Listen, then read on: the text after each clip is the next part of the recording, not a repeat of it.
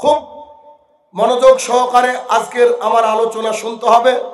Maybe this lecture will be the last lecture in Bangladesh.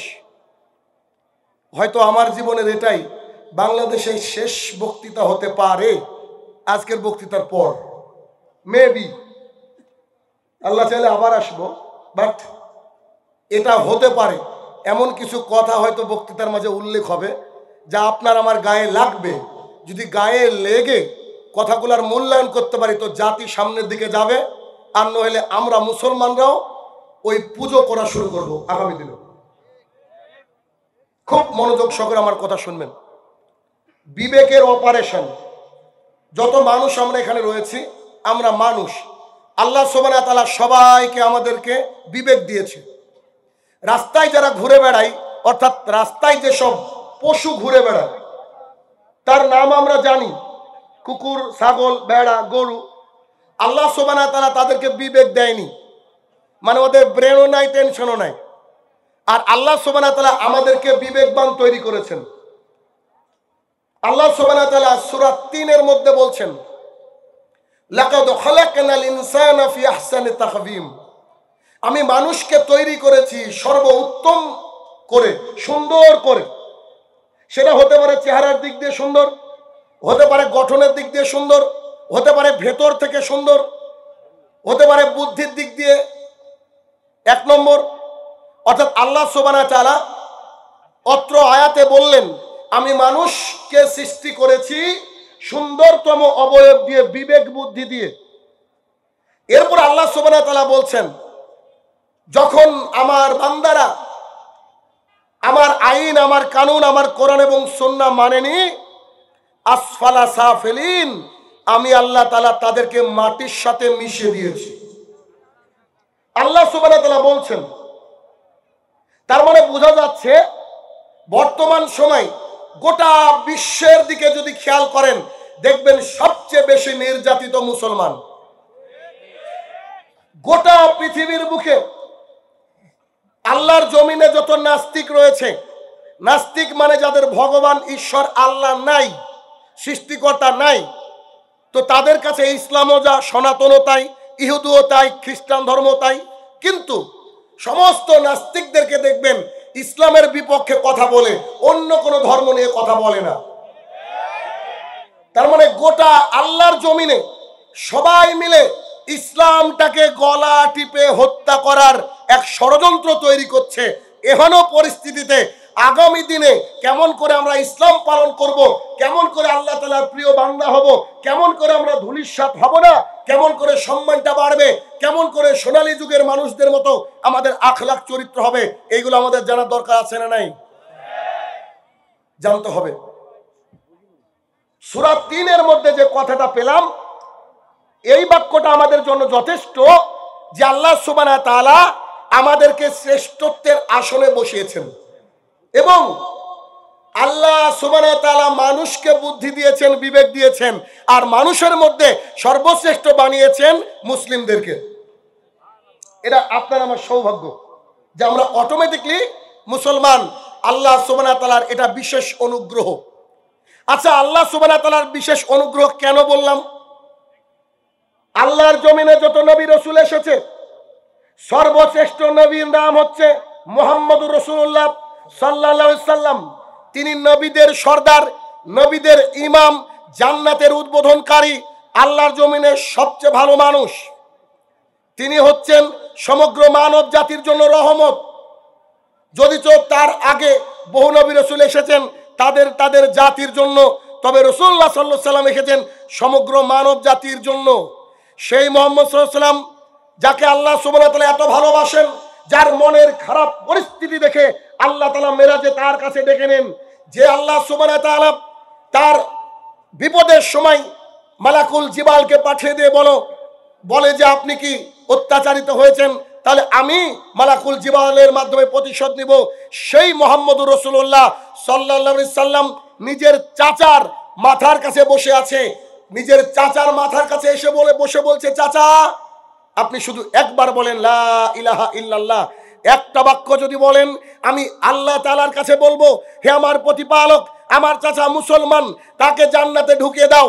চাচাকে যখন এ কথা বলছে, আশেপাশে সাইবা, ওদবা, আবু জেহেল দাঁড়িয়ে, চাচা বলছে যে বেটা এ কথা যে বলতে পারবো না, কারণ এ কথা যদি আমি বলি তো আমার বাপ দাদা ধর্ম ত্যাগ হবে, মানুষে বলবে কি, লোকে বলবে কি, বেটা তুমি আমার জন্য চিন্তা করিও না, আমি আমার বাপ দাদা ধর্ম থেকে মরতে চাই। তখন রাসূল সাল্লাল্লাহু আলাইহি ওয়াসাল্লাম বারবার করে মিনতি করতে লাগলেন, আল্লাহর কাছে বলতে লাগলেন, আল্লাহ আমার চাচাকে হেদায়েত দান করো। আর চাচাকে বলতে লাগলেন, চাচা তুমি একবার লা ইলাহা ইল্লাল্লাহ পড়ো। কিন্তু তার চাচা লা ইলাহা ইল্লাল্লাহ পড়লো না। মুসলিম শরীফের হাদিস, তার চাচার থাকার জায়গা জাহান্নাম। আমি হয়তো আপনাকে বোঝাতে পারছি না, একটু খেয়াল করেন। নবী দোয়া করছে যার জন্য, নবী যার জন্য সুপারিশ করার জন্য প্রস্তুত, আল্লাহ তাআলা তাকে হেদায়েত দেয়নি, তার নিজের চাচাকে হেদায়েত দেয়নি। আর এই আমার সামনে যত মানুষ আমরা বসে আছি, আমরা সবাই অটোমেটিকলি মুসলমান, কেউ আমাদের জন্য দোয়া করেনি। কথা কি বুঝতে পেরেছেন ওজন? আল্লাহ রসুল দোয়া করলে আল্লাহ তাআলা দোয়া শোনেননি এমনটা না। দলিল, আবু হুরায়রা রাদিয়াল্লাহু তাআলা আনহু বলেন, আল্লাহ রসুল সাল্লাল্লাহু আলাইহি ওয়াসাল্লাম আমার মা যে আপনাকে কি গালি দেয়, আপনার কথা শুনলেই গালি দেয়, ছেলেটাকে নষ্ট করে দিল, গোটা গ্রামকে নষ্ট করে দিল, কি যে গালি দেয়, আমার তো মেজাজ খারাপ হয়ে যায়। আবার আম্মাজি কি যে করি, একটু আম্মার জন্য দোয়া করেন না। তখন রাসূল সাল্লাল্লাহু আলাইহি ওয়াসাল্লাম বলছেন, আচ্ছা ঠিক আছে, আমি আল্লাহর কাছে দোয়া করছি, আল্লাহ তুমি আবু হুরায়রার মাকে হেদায়েত দিয়ে দাও। আবু হুরায়রা রাদিয়াল্লাহু তাআলা আনহু বাড়িতে দৌড়ে গিয়ে দেখছেন বাড়ির দরজা মারা, ভিতরে পানি নাড়ার আওয়াজ। তিনি দরজায় টক টক করলেন, তিনার মা বলছে বেটা একটু অপেক্ষা করো। দরজা খুলে দেওয়ার পর মাকে দেখলাম মাথায় কাপড় দিচ্ছে আর বলছে, বেটা চল মুহাম্মদ সাল্লাল্লাহু আলাইহি ওয়াসাল্লামের কাছে আমি ইসলাম গ্রহণ করব। এইটা হচ্ছে রাসূলুল্লাহ সাল্লাল্লাহু আলাইহি ওয়াসাল্লামের দোয়া। আর তিনি নিজের চাচার সামনে বসে কতক্ষণ বলছে, চাচা একবার বলেন না, একবার বলেন না লা ইলাহা ইল্লাল্লাহ, একবার বলেন না, খালি বলে দেখেন না, কি যে উপকার করলেন আপনি। আবু জেহেলের হাত থেকে, উতবার হাত থেকে, জাতির হাত থেকে আপনি আমাকে রক্ষা করেছেন, নিজের ছেলেকে পাশে রেখে আমাকে বুকে নিয়ে ঘুমিয়েছেন, আমাকে এতিমের যে স্বাদ সেটা আপনি বুঝতেই দেননি, কত যে কষ্ট করেছেন। আমার যে কষ্ট হয় আপনি এভাবে মারা গেলে, আপনি একবার বলেন না লা ইলাহা ইল্লাল্লাহ। চাচা বলেননি, তার মানে আল্লাহ রাসূল দোয়া করেও চাচাকে হেদায়েত দেওয়াতে পারেনি, আমরা অটোমেটিকলি মুসলমান। এর শুকরিয়া কি আদায় করা সম্ভব? কথা বুঝছেন আমার? আচ্ছা আসুন, এখন আমাদের বিবেক জাগরণ হবে কি দিয়ে? রাসূলুল্লাহ সাল্লাল্লাহু আলাইহি ওয়াসাল্লাম যে জামানায় এসেছিলেন, ওই জামানাটার নাম হচ্ছে অন্ধকারময় জামানা, জাহালাতের জামানা। ওই জাহালাতের জামানায় আল্লাহ সুবহানাহু ওয়া তাআলা কি নিয়ে পাঠিয়েছিলেন? কোরআনুল কারীম এক এক করে নাজিল করেছে। কোরআনকে বলা হয় নূর, হেদায়েতের আলো। এই হেদায়েতের আলো বা নূর, এই হেদায়েতের আলো বা নূর সমগ্র আরব থেকে গোটা বিশ্বের বুকে ছড়িয়ে পড়েছিল, আলোয় আলোকিত হয়ে গিয়েছিল। যারা মূর্তি পুজো করত তাদের অন্তরটা এক আল্লাহর ইবাদতে মশগুল হয়েছিল। যারা আগুনের পুজো করত তারাও সেই দিন বুঝেছিল এক আল্লাহর ইবাদত করতে হবে। এইটা কখন কিভাবে আসলো? যখন রাসূল সাল্লাল্লাহু আলাইহি ওয়াসাল্লাম কোরআন নিয়ে জাতির সামনে গেলেন। এখন আমরা বসে আছি, আমাদের বিবেক জাগ্রত কি দিয়ে হবে? একমাত্র পথ হচ্ছে দাওয়াত ও তাবলীগ। দাওয়াত ও তাবলীগ অর্থাৎ দাওয়াতের কাজ করলেই একটা জাতি পরিবর্তন হবে। আর যদি দাওয়াতের কাজ ঠিকঠাক না হয়, জাতি গুমরাহের দিকে চলে যাবে, গুমরাহের দিকে চলে যাবে। আপনি খেয়াল করে দেখেন। আচ্ছা, তো দাওয়াতের কাজ যে করতে হবে, দাওয়াত ও তাবলীগের কাজ করতে হবে, তো দাওয়াত ও তাবলীগের কাজ কি করে হবে? সেটা হবে নববী পদ্ধতিতে। রাসূলুল্লাহ সাল্লাল্লাহু আলাইহি ওয়াসাল্লাম যেমন করে দাওয়াতের কাজ করেছেন, ঠিক হুবহু সেই দাওয়াতের কাজ জাতির সামনে পেশ করতে হবে। যদি সেই দাওয়াতের কাজ জাতির সামনে পেশ করা হয়, তবে জাতি পরিবর্তন হবে।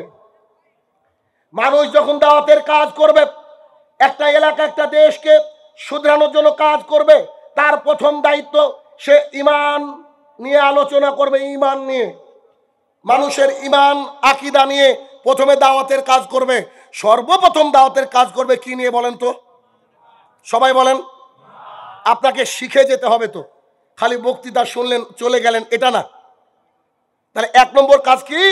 ঈমান নিয়ে, ঈমানের আলোচনা করতে হবে, এক। দুই, এরপরে ইবাদত সম্পর্কে জানতে হবে। ঈমান জানার পর ইবাদত জানতে হবে।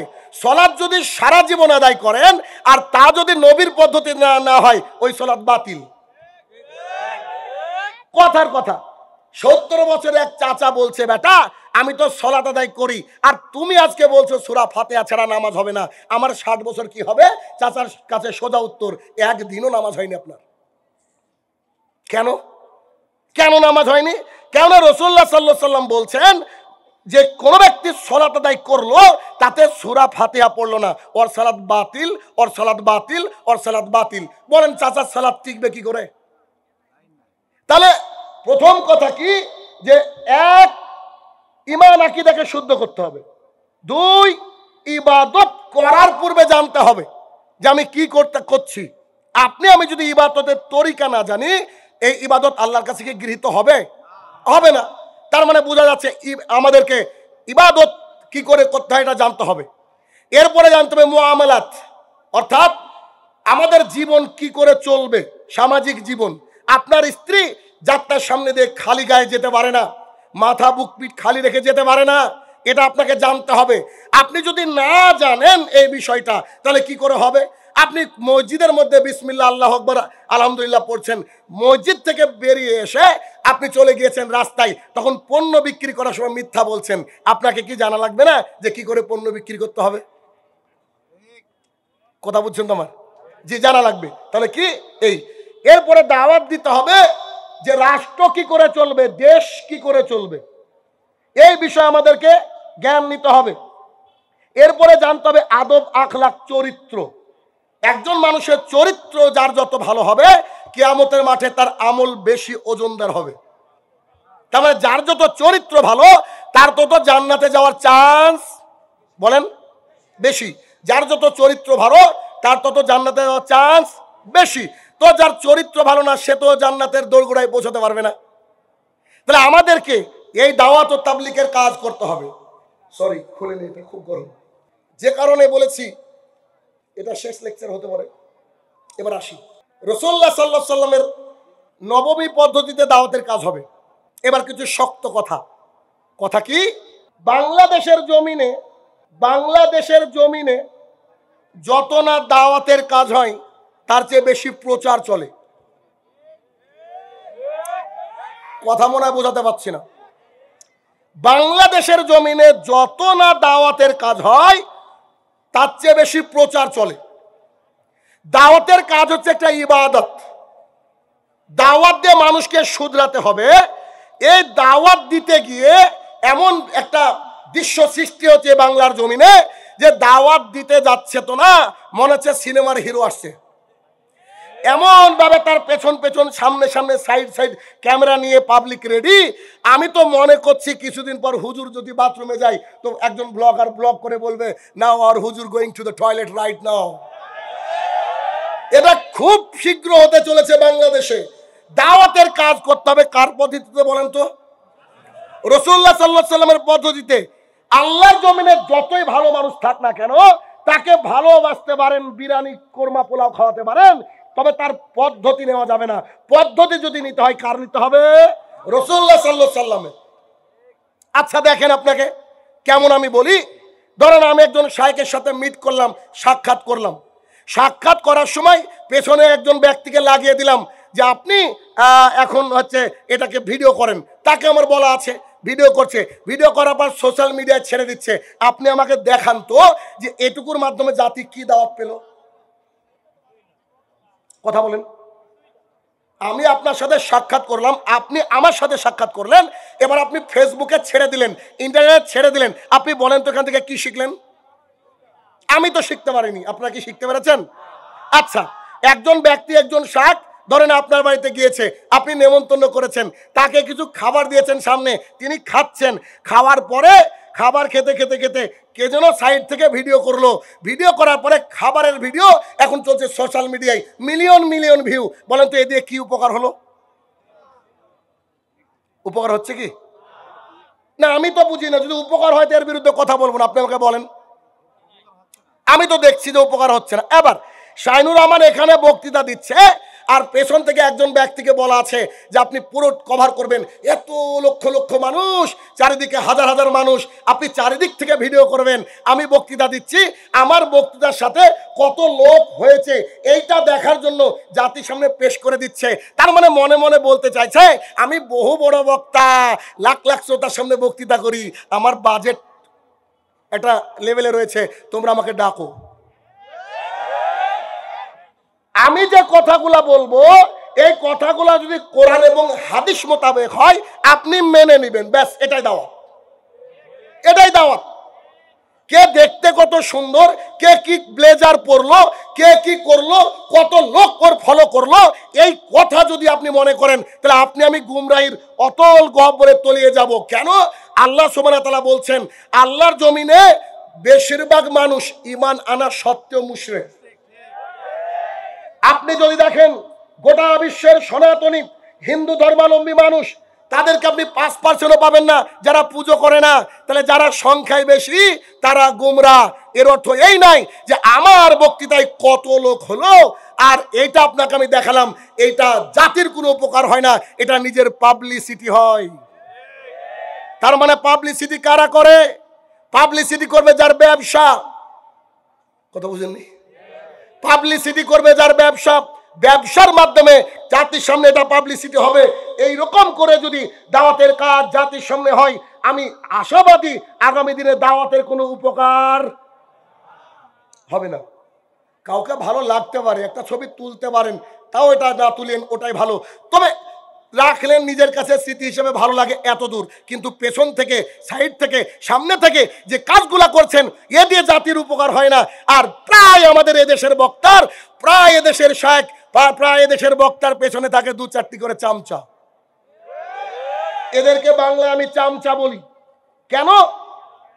একান্তে আপনি যদি কারোর সাথে সাক্ষাৎ করতে চান, সাক্ষাৎ করতে চাইলে সাক্ষাৎ করবেন শুধুমাত্র আল্লাহ তাআলার জন্য, শুধুমাত্র আল্লাহ তাআলার জন্য। তো আল্লাহ তাআলার জন্য যদি সাক্ষাৎ করেনি তো সেটা আবার সোশ্যাল মিডিয়ায় দেওয়ার কি প্রয়োজন আছে? কষ্ট পাচ্ছেন আমার কথায়? যেটা বাস্তবতা এটাই বলছি ভাই, আমি আগেই বলেছি আমার কথাগুলোকে তিক্ত লাগবে আর লাগবেই লাগবে। আপনাকে একটু দেখাই কি পরিস্থিতি, কোথায় গিয়েছে দেখেন। একজন ব্যক্তি ধরেন কবরের পাশে দাঁড়িয়ে আছে, আমাদের আব্দুল্লাহ বিন আব্দুর রাজ্জাক হাফিজাহুল্লাহ, আমাদের আব্দুর রাজ্জাক বিন ইউসুফের ছেলে আব্দুল্লাহ ভাই, ও গেলেন ওনার দাদার কিংবা ওনার নানার কবরে, কোথাও দিয়ে জালসা করতে যাচ্ছিলেন, যেতে গিয়ে দেখছেন নানা বা দাদার কবর। স্বাভাবিক একজন মুসলমান কবর দেখলে ওখানে কি করবে? কবর জিয়ারত করবে, দোয়া করবে তার জন্য এত দূর। তো তিনি গিয়ে করলেন কি, এরকম করে হাত তুলে তিনি মোনাজাত করছেন, হয়তো তার দাদা বা নানা যে রয়েছে তার জন্য আল্লাহর কাছে মাগফিরাতের ক্ষমা চাইছেন। আচ্ছা বলেন তো এটার নাম কি ইবাদত নয়? ইবাদত তো, ভালো করে বুঝেন, কবর জিয়ারত করা ইবাদত তো। আচ্ছা, পাশ থেকে যারা ছবি তুলে ছেড়ে দিল জাতির সামনে, গোটা জাতি দেখছে যে আমাদের আব্দুল্লাহ ভাই দোয়া করছে, আপনি একবার বলেন তো এটা কি রিয়া হলো না? এখন আপনার প্রশ্ন, জি ওটা তো আব্দুল্লাহ ভাই করেছে, আব্দুল্লাহ ভাই জানে না, কিন্তু পাবলিক যারা করলো তাকে যদি আপনি আমি না জানাই এটা কি আমাদের ঘাটতি না? কথা মনে হয় বুঝাতে পারছেন আমি? কথা বুঝছেন আপনি আপনারা আমার? আচ্ছা আসেন হাদিস শুনেন। মুসনাদ আহমদের হাদিস, রাসূলুল্লাহ সাল্লাল্লাহু আলাইহি ওয়াসাল্লাম বলছেন মান সাল্লা ইউরাই ফাকাদ আশরাকা, কোন ব্যক্তি যদি সালাত আদায় করে কাউকে দেখানোর জন্য, অন্য কেউ দেখছে আমি সালাত আদায় করছি, এই ব্যক্তি শিরক করে। ওমান সামা ইউরাই ফাকাদ আশরাকা, কোন ব্যক্তি সিয়াম পালন করলো, রোজা পালন করলো, আর এটা যদি কাউকে দেখানোর জন্য হয় এ ব্যক্তি শিরক করলো। ওমান তাসাদ্দাকা ইউরাই ফাকাদ আশরাকা, কোন ব্যক্তি কাউকে দান করলো, এটা মানুষকে দেখানোর জন্য, দান বীর সাজার জন্য, ও ব্যক্তি শিরক করলো। যে ব্যক্তি ইবাদতের মধ্যে শিরক করে এই ব্যক্তির থাকার জায়গা জাহান্নাম। সূরা নিসা সূরা নম্বর 4 আয়াত নম্বর 48 এবং 116। যদি কবর জিয়ারত ইবাদত হয় তাহলে এটাকে সোশ্যাল মিডিয়ায় যারা ছেড়েছে এরা মহা অপরাধী। আমি তার একটা কথা নিয়ে বললাম, এরকম শত শত ঘটনা প্রতিদিন হচ্ছে, প্রত্যেকটা দিন শত শত ঘটনা ঘটছে। মানুষ কত নিকৃষ্ট হতে পারে কিছুদিন আগে আমাদের সৌদি আরবের একজন প্রসিদ্ধ দাঈ আল্লাহ, তিনি আপনাদের বাংলাদেশের, আল্লাহ সুবহানাহু ওয়া তাআলা তাকে তার কাছে নিয়ে চলে গিয়েছিলেন। ওনার নাম আব্দুল্লাহ কি কাফি রহমতুল্লাহ আলাইহি, খুব ভালো মানের একজন লেখক, একজন অনুবাদক, যিনি সৌদি আরবে দাওয়াতের কাজ করতেন, একজন মহান মানুষ। আল্লাহ তাআলা তাকে ডেকে নিয়েছে। আমার কষ্ট হয় বলতে পারি না, কি দিয়ে বুঝাবো আপনাকে। দেখলাম কালকে একটা ভিডিওতে দেখলাম তার দুই ছোট্ট কলিজার টুকরা ওই কবর রয়েছে, কবরের পাশে গিয়ে তার বাবাকে ডাকে, কবরের পাশে গিয়ে তার বাবাকে ডাকে। আর আমি দেখা মাত্রই ভাবলাম যে এটা ভাইরাল হলো বলে। জি হয়েছে ভাইরাল, কথা কি বোঝাতে পারছি না?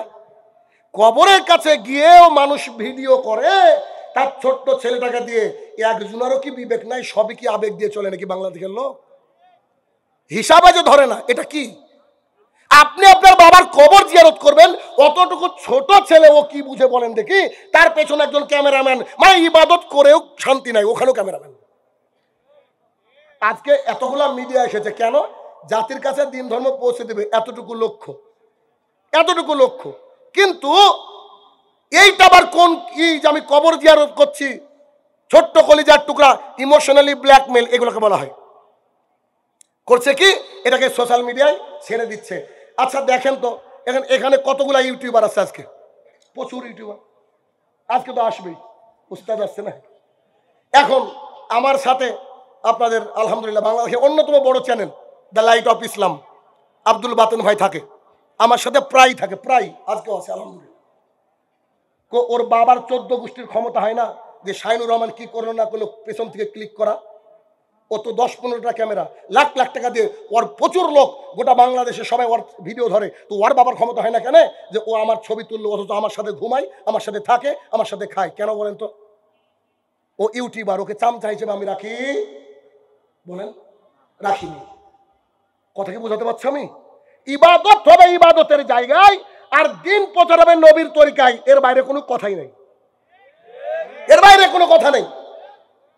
দিন প্রচার করতে গেলে আল্লাহ রসুলের তরিকায় দিন প্রচার করতে হবে। জনাব একেবারে স্পষ্ট কথা শুনে নেন, কি করে দিন প্রচার করবেন?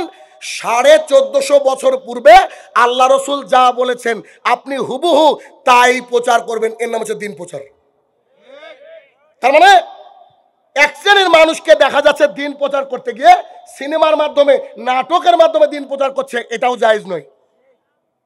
কিছুদিন আগে ওই যে আসিফ মেহতাব নামে যে ভাইটা শরীফ থেকে শরীফার পাতা ছিঁড়ে ফেললো, আমরা যত বক্তাগণ রয়েছে, আলেমগণ রয়েছি, সবাই প্রতিবাদ করলাম। আলহামদুলিল্লাহ প্রধানমন্ত্রী বলেছে এই বিষয়টাকে আমরা দেখব, এতদূর ঠিক আছে। কিন্তু এই বাংলার জমিনে অনেক দাড়িওয়ালারা এটাকে নিয়ে আবার ভিডিও বানিয়েছে, মহিলা সহ। বলেন তাহলে আমরা প্রতিবাদ করছি আর তারা ভিউ কামানোর জন্য কি করছে? ভিডিও বানাচ্ছে। তাহলে ওরাও অপমান করছে, আর যারা সিলেবাস তৈরি করেছে এরাও অপমান করছে। দুজনের মধ্যে পার্থক্য আপনি আমাকে দেখান। দুজনের মধ্যে পার্থক্য নেই। দাওয়াত ও তাবলীগ হবে নবীর পদ্ধতিতে, নবীর পদ্ধতির বাইরে দাওয়াত হবে না। আপনার মস্তিষ্ক প্রসূত কোনো কথা চলবে না, মাথার মধ্যে থেকে কোনো কথা চলবে না। আল্লাহ রসুল যেভাবে বলেছেন সেভাবে বলতে হবে। যদি দাওয়াত দিতে পারেন তাহলে জমিনে থাকবেন, নইলে এই দাওয়াতি ফিল্ডকে, দাওয়াতি ময়দানকে ব্যবসার ময়দান যদি বানান, আপনার বাড়ি গাড়ি উন্নত হবে, মানুষের ইমানের কোনো খবর থাকবে না। আর তাই ঘটছে বর্তমান জামানায়, তাই ঘটছে বর্তমান জামানায়। কি যে বক্তারা কন্ট্যাক্ট করে আসছে, লাখ লাখ টাকা কন্ট্যাক্ট করছে, তারপরে তার দাওয়াতের মাধ্যমে জাতির কোনো পরিবর্তন হচ্ছে না। দেখুন বাংলাদেশে সালাফি আহলে হাদিস আকীদা যারা লালন করে, মানহাজুস সালাফ যারা আকীদা লালন করে, আলহামদুলিল্লাহ গোটা বিশ্ব জুড়ে তারা দাওয়াতের কাজ করছে, একথা সত্য। তবে আমি মনে করি বাংলাদেশের মানুষ, শুরুতে বলেছি যে দাওয়াতের চেয়ে দেখাই বেশি। যদি এইটুককে বাদ দেয় তাহলে জাতি আরো বেশি সামনের দিকে এগোবে। দলিল বলেন তো? সোশ্যাল মিডিয়ার জামানা। এই বক্তৃতা গোটা বিশ্ব থেকে শুনছে, আজ গোটা বিশ্ব থেকে। কিন্তু কিছুদিন আগে টঙ্গীর ময়দানে কিছু লোক যাচ্ছে, তাদেরকে বলছে কোথায় যাচ্ছেন? তো বলছে আমরা গরিব মানুষ, আমরা তোর মক্কায় হজ করতে যেতে পারি না, তো টঙ্গীর ময়দানে গেলে হজ হবে? এক। দুই, ওই ময়দানে গিয়ে যদি আমরা 49 কোটি রাকাতের নেকি হবে। সাংবাদিক তাকে বলছে দলিল, তিনি বলছে এই যে দলিল, দাওয়াতে তাবলিগ পৃষ্ঠা নম্বর 81, একেবারে মধ্যে লেখা রয়েছে। দেখেন যে টঙ্গীর মাঠে যদি কেউ ইজতেমায় কেউ যদি 1 রাকাত সালাত আদায় করে 49 কোটি রাকাতের নেকি। অথচ কোনো ব্যক্তি যদি, হাদিস সহিহ, কোনো ব্যক্তি যদি মক্কায় 1 রাকাত সালাত আদায় করে 1 লক্ষ, টঙ্গীর মাঠে 49। সরাসরি একবারে নগদ অপমান করছে না মক্কাকে? মক্কাকে অপমান করছে কি করছে না? মক্কায় অত নেকি নাই, টুরাগ নদীর পারে নাকি এত নেকি। তার মানে বোঝা যাচ্ছে আমরা আজকেও বাংলাদেশের মানুষকে ঠিকঠাক দাওয়াত পৌঁছাতে পারছি না বলে এরকম জাল হাদিসের পেছনে ছুটছে। বাংলার জমিনে আমাদের ঘাটতি রয়েছে, আমাদের দাওয়াতের ঘাটতি রয়েছে বলেই আজকে তারুণ্যের আইডল হয় পুষ্পা হুজুর। লিপস্টিক লাগিয়ে ভালো ক্যামেরা নিয়ে মানুষকে দাওয়াতের কাজ করছে। তার দাওয়াতের দায়িত্ব, তার দাওয়াতের কাজ শুনেন। তিনি বলছেন এমন নারীকে বিবাহ করবে তোমরা যাকে জড়িয়ে ধরার সময় তার মাথা যেন তোমার বুকে আসে। এটা রোমান্টিকতা তৈরি হবে, হাদিস মেড ইন চায়না। তার মানে লিপস্টিক হুজুরের মার্কেট আছে, মানে আমাদের দাওয়াতে ঘাটতি আছে। কথাগুলো কিন্তু নিজের উপরে বলছি আমি, কথাগুলো নিজের উপরে বলছি। আজকেও কমেডিয়ান বক্তা যার গান বিয়ে বাড়িতেও বাজে, শ্মশান ঘাটেও বাজে, সব জায়গায় ডিজে বাজছে, সে যদি কোথাও আসে লক্ষ লক্ষ মানুষ ওইখানে যায়। তার মানে আমরা কিন্তু ঠিকঠাক দাওয়াতের কাজ করছি না বলেই তারা জালের পিছনে ছুটছে, তারা জালের পিছনে ছুটছে। হিন্দুরা পুজো করে, পুজো দেবতা বানিয়ে, দুর্গা দেবী বানিয়ে, গণেশ বানিয়ে। আর আমরা সালাফিয়ারা যারা সালাফিয়াতকে মানি, সালাফি মানাজ মানি, আমরা বোধহয় নতুন করে আমাদের শাক পূজার ব্যস্ত। বুঝতে পারেননি কথা? বাংলাদেশে তো প্যাকেজ চলে, অমুক বক্তা আসলে তমক থাকবে জরুরি, অমুক সংগঠনের লোক একে ডাকবে না, এই সংগঠনের লোক ওকে ডাকবে না, এই সংগঠনের লোক ওকে ডাকবে না। তো হানাফি মাযহাবকে গালি দিয়ে কি করব আমরা? তো মনে হয় 72 রাখুন, কথা হচ্ছে না আমার? তার মানে আমাদের দাওয়াত ও তাবলীগ কি করতে হবে বলেন তো? একেবারে রাইট, একেবারে পরিবর্তন করে আল্লাহ রাসূল সাল্লাল্লাহু আলাইহি ওয়াসাল্লামের তরিকায় করতে হবে। যেমন করে তিনারা জান্নাতের আশায় দাওয়াতের কাজ করতেন। মাথা থেকে পূজা করার প্রবণতা থেকে বের করে দেন। আল্লাহর জমিনে যেই দিনের কথা বলবে সেটা যদি হক হয় আর কোরআন এবং সুন্নাহ মোতাবেক হয়, তাহলে নিশ্চিতভাবে আপনি ওটাকে মেনে নেবেন, সে আপনার প্রিয় শাইখ হোক অথবা অন্য কেউ হোক। এই প্রবণতা মানুষকে তৈরি করতে হবে। আজকে দেখেন, আপনাকে বাস্তবতা দেখাই। আপনার দাদা, আপনারা যারা বসে আছেন, আপনাদের দাদার জামানায়, আপনাদের নানার জামানায় এত বেশি বক্তৃতা হতো না। তখনকার মানুষের ঈমান ছিল পাকা। এখন পাড়ায় পাড়ায়, গলিতে গলিতে বক্তৃতা, মানুষ খালি শুনে কিন্তু মানুষ পরিবর্তন হয় না। তার মানে বোঝা যাচ্ছে দাওয়াত ও তাবলীগে চরম আকারে ঘাটতি রয়েছে। এই ঘাটতিকে যে কোনো মূল্যে আমাদেরকে পুরা করতে হবে, যে কোনো মূল্যে পুরা করতে হবে। যত বেশি দাওয়াতের কাজ হচ্ছে তত মহিলারা বেহাপনার মধ্যে লিপ্ত হচ্ছে। আজ থেকে 50 বছর আগে কোন বাংলাদেশে মহিলাকে কে দেখাতে পারবেন যে মহিলাটা লিপস্টিক পরে, জিন্স পরে জাতির সামনে হেঁটেছে? তখন জলসা হতো 5 জেলা মিলে একটা, 3 জেলা মিলে একটা।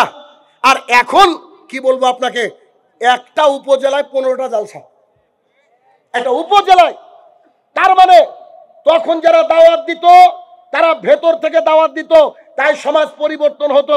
আর এখন যারা দাওয়াত দেয় ও নিজের টাকা ইনকাম করার জন্য দাওয়াত দেয়, এজন্য সমাজ পরিবর্তন হয় না, এজন্য সমাজ পরিবর্তন হয় না। দাওয়াতের কাজ করতে হবে। আর কোরআন এবং সুন্নাহকে আবেগ দিয়ে নয়, বিবেক দিয়ে মানতে হবে। বিবেক। আমরা এমনি বিপদে, আমাদের মূল টার্গেট জান্নাত হওয়া উচিত। কি? জান্নাত। আজকে যে কথাগুলো শুনবেন, আমার কাছ থেকে হোক, উস্তাদের কাছ থেকে হোক, বা আমাদের আগের বক্তার কাছ থেকে হোক, যে আলোচনা শুনেছেন, কথা শুনেছেন, শুনবেন, এইগুলা শুধু মাঠে ময়দানে রেখে গেলে হবে না, এগুলাকে বাড়ি পর্যন্ত নিয়ে যেতে হবে। কারা কারা আছেন হাত তুলেন দেখি, রাজি আছেন কারা কারা যে দাওয়াত ও তাবলীগ বাড়ি বাড়ি নিয়ে যাবেন? দেখি, মাশাআল্লাহ, সুবহানাল্লাহ বিহামদি। দেখি কতটুকু বাড়িতে যায় এটা দেখবো, কিন্তু হাত নামান। আলহামদুলিল্লাহ, আপনারা আমার কথা অনুযায়ী কোরআন এবং সুন্নাহ মোতাবেক যদি আপনারা আপনাদের জীবনটাকে ঢেলে সাজান, এতে কি আমার উপকার হবে? উপকার কার হবে? নিজের। নিজের আমাদেরকে নিজে কি করতে হবে? নিজে আমাদেরকে সংশোধন হতে হবে, নিজের জীবনটাকে ঢেলে সাজাতে হবে।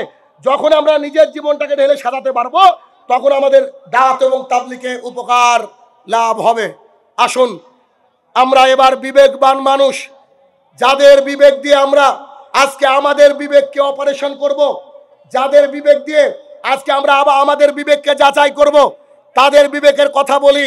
আপনারা একটু ভালো করে নজর দিয়ে শুনবেন, একটু দেখেন তাদের বিবেকটা কি ছিল, তারা দ্বীন ইসলাম কেমন করে বুঝতো, আর আমরা দ্বীন ইসলাম কেমন করে বুঝি।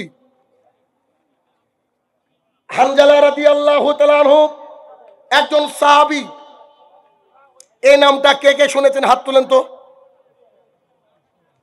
হানজালা রাদিয়াল্লাহু তাআলা আনহু শুনেছেন? আলহামদুলিল্লাহ, নামান। হাদিসটা দেখেন, আপনার আমার ফজরের নামাজ কাজা হয়, আপনি আমি অনেকেই হারামখোর, আপনার আমার চরিত্র খারাপ, আপনার আমার স্ত্রী ছেলেমেয়েরা বুরকা পরে না, ইত্যাদি ইত্যাদি, ঠিক না? কিন্তু ঠিক আছে, কিন্তু এবার দেখেন হানজালা রাদিয়াল্লাহু তাআলা আনহু রাস্তা দিয়ে যাচ্ছেন, আবু বকর সিদ্দিক রাদিয়াল্লাহু তাআলা আনহু বলছে, হানজালা। জি আবু বকর বলো। বলছি কোথায় যাচ্ছ, কি হয়েছে, কি কি ব্যাপার? তো তিনি বলছেন যে হানজালা মুনাফিক হয়ে গেছে। হানজালা রাদিয়াল্লাহু তাআলা আনহু কি বলছেন? আবু বকরের সাথে সাক্ষাৎ হয়েছে, আবু বকর বলছে হানজালা খবর কি? তো হানজালা রাদিয়াল্লাহু তাআলা আনহু বলছেন, আবু বকর হানজালা মুনাফিক হয়ে গেছে। নিজে বলছেন হানজালা মুনাফিক হয়ে গেছে। আবু বকর বলছে ইন্না লিল্লাহ। আরে তুমি বলো কি? আরে তুমি মুনাফিক মানে?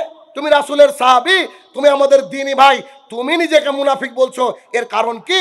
তো তখন বলছে আবু বকর, শোনো বিষয়টা যে এইরকম, আল্লাহ রসুলের সামনে যখন থাকি, তাকে দেখি, তাকে ভাবি, তার কথা শুনি, জান্নাতের লোভ হয়, জাহান্নামের ভয়ে অন্তরটা কানে। আল্লাহ রসুলের সামনে থাকলে যেই বাড়িতে যাই, সম্পদের মায়া, স্ত্রী ছেলেমেয়ের মায়ায় মগ্ন হয়ে যাই, জান্নাতের কথা মনে পড়ে না, জাহান্নামের কথা মনে পড়ে না, রসুলের কথা মনে পড়ে না। তাই আমি হিসাব করে দেখলাম, আমি আল্লাহ রসুলের সামনে থাকলে ইমানদার থাকি, আর বাড়িতে যাওয়ার পর আমি মুনাফিক হয়ে যাই। তাই বলে কি যে কাঁদতে শুরু করলেন। আবু বকর রাদিয়াল্লাহু তাআলা বলছেন, হানজালা যদি সত্যি এই ঘটনা তোমার সাথে ঘটে, আমিও বলছি আমি আবু বকরও মুনাফিক, আমিও বাড়িতে গেলে আমার এই ঘটনা হয়, চলো আমরা উভয় গিয়ে আল্লাহ রসুলকে গিয়ে জিজ্ঞাসা করবো, আল্লাহ রসুল আমাদেরকে বলেন তো, আমরা বাড়িতে গেলেও কেন নিজেকে স্থির রাখতে পারি না? আপনার কাছে থাকলে যত ঈমান থাকে, বাড়িতে গেলে কেন ঈমান থাকে না? বউ বাচ্চা নিয়ে ব্যস্ত হয়ে পড়ি, ব্যবসা বাণিজ্য নিয়ে ব্যস্ত হয়ে পড়ি। আল্লাহ রসুল আপনি আমাদেরকে বলেন।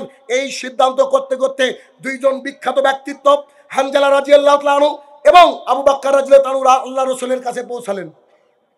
দেখেন ইমানের মধ্যে ঘাটতি এসেছে, তিনারা নিজে নিজে ট্রিটমেন্ট করছেন। শুধুমাত্র জুমার সালাত আদায় করে নিজেকে মুসলমান দাবি করেন? হ্যাঁ, 30 বছর 40 বছর হয়ে গেল, সারা জীবন 70 বছর হয়ে গেল, 5 দিন উঠে তাহাজ্জুদের সালাত আদায় করতে পারেননি, আর নিজেকে ইমানদার দাবি করেন?